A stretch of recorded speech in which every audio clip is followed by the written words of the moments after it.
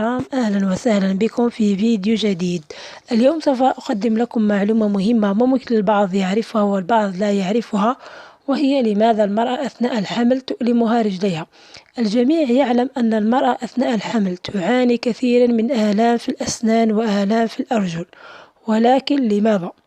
اليوم سوف أجيب عن هذا السؤال وأقوم بشرح السبب بشكل مبسط وسهل.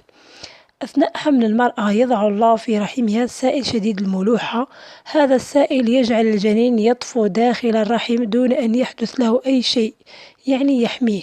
أما بالنسبة للغذاء فإن الجنين يتغذى عن طريق الحبل السري المربوط بالأم، الذي ينقل له كل ما يحتاجه من غذاء.